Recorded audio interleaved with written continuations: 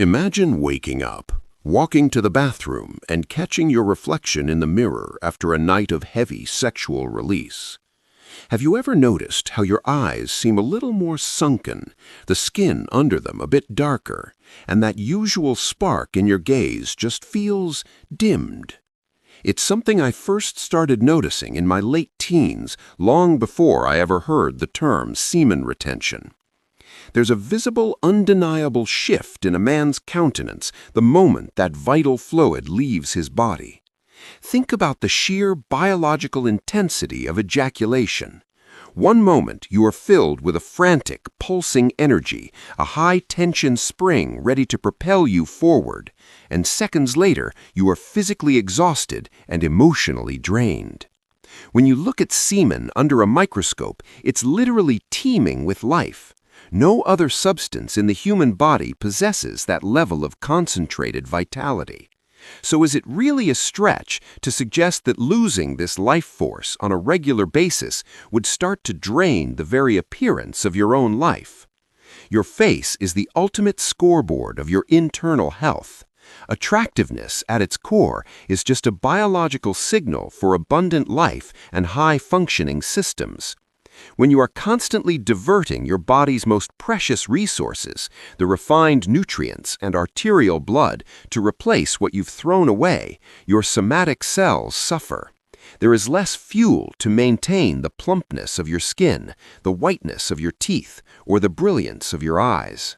In the 1800s, writers used to describe the physiognomy of a man who overindulged in release as a faithful mirror of the soul. They observed that the youthful look, that specific combination of complexion and vigor, is the first thing to vanish. Leanness sets in, the skin becomes rough with a leaden tinge, and the lips lose their natural color. You essentially start to look like a wilting flower. Aristotle even linked the loss of hair to this depletion, suggesting that frequent release drains the vital heat from the body, leaving the scalp cold and unable to sustain growth. But it's not just the physical act that drains you, it's the mental state. If you spend hours letting your imagination run riot with erotic fantasies, you are exhausting your nervous system 5 times more than the actual physical emission would. This constant state of sexual excitement is a burning, harassing fire that goads the mind and leaves you looking haggard and inexpressive. You become what some might call a zombie, a living man without the substance of life present in his body. People pick up on this energy instantly. It manifests as a lack of eye contact, a hesitant posture, and a timid disposition. You lose that masculine edge that commands respect and triggers attraction. When you are depleted, you project a low-voltage energy that people instinctively recoil from. Think about the sheer complexity of the human body for a moment. Every single cell, every nerve ending, and every drop of blood is geared toward one of 2 things: maintaining your own life or creating a new one. When you prioritize the latter through constant, unnecessary release, the maintenance of your own frame falls to the wayside. This is why we see such a drastic difference in the lifespans of creatures that are neutered versus those that are sexually active. The energetic burden of reproduction is the most taxing process in all of biology. For us men, this burden is felt in the gonadal activity and the constant manufacture of semen. If you are constantly spilling your seed, your body is in a perpetual state of emergency, trying to rebuild what is essentially your genetic gold. This constant rebuilding phase leaves your face looking tired and aged. You're essentially putting 100,000 miles on a car engine in a single year. The luster of your hair, the clarity of your skin, and the sharpness of your jawline are all luxury items to your body. If the survival budget is tight because you're wasting resources, those luxuries are the first to go. You start to look weathered, not like a seasoned warrior, but like a man who is being eaten away from the inside by his own impulses. We often talk about sexual magnetism as if it's some mystical, invisible force, but it's actually rooted in the very secretions we're discussing. If what divides a man and a woman is the reproductive function and the subsequent hormones and secretions, then it stands to reason that an abundance of these secretions is what furnishes your manhood. When you retain, you are essentially concentrating your masculinity. This concentration shows up in your eyes. They become piercing, focused, and steady. Your voice may even drop in frequency, becoming more resonant because your nervous system isn't being constantly frazzled by the merciless interruption of ejaculation. Contrast this with the man who is a slave to his lust. His imagination is a filthy, unnatural glow, and his bodily organs are taxed to their absolute limit. He is tormented by desires he can never fully gratify because the more he indulges, the more the fire demands. This internal war is written all over his face.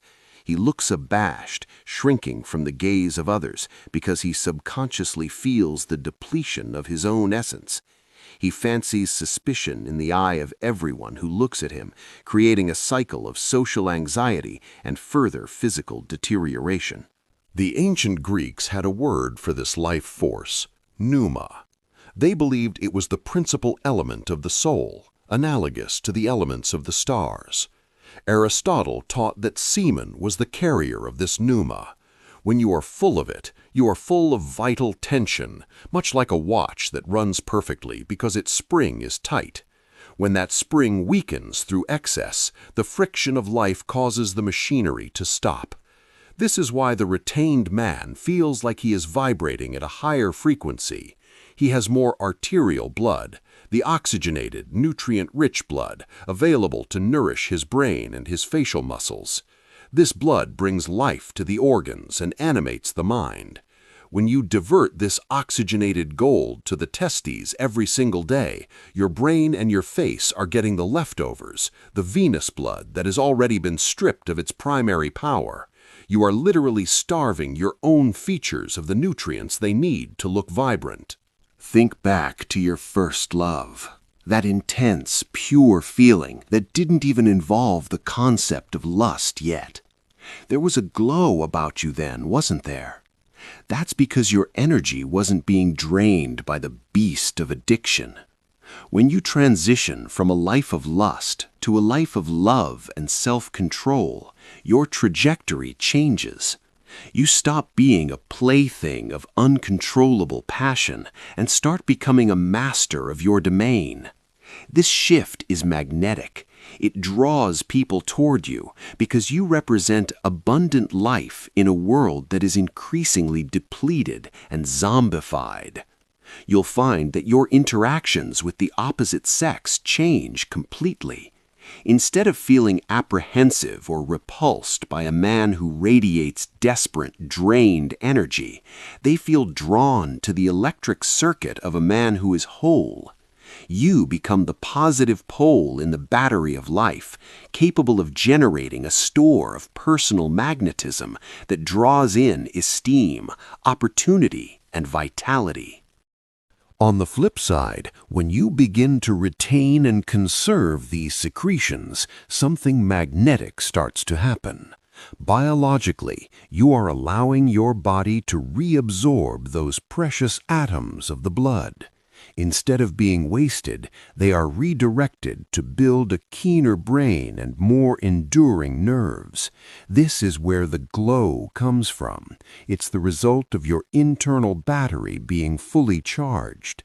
Your face begins to fill out, your eyes regain their lackluster shine, and your posture naturally straightens. This isn't just bro-science, it's the result of having an abundance of pneuma, or the life breath that ancient philosophers spoke about. When your life force is high, you are essentially vibrating at a different frequency. You'll notice people starting to give you more eye contact in public, or interactions becoming more engaging and exciting. You aren't just looking better, you are becoming a more potent version of a man. You move from being a slave to a transient passion to being a master of your own life story. Your appearance stops telling a story of depletion and starts telling a story of discipline, vitality, and power. Every time you choose to keep that life force inside of you, you are choosing to stay further away from that zombified state and closer to the peak of your human potential. You are essentially choosing to look, feel, and live like a man who is truly, vibrantly alive.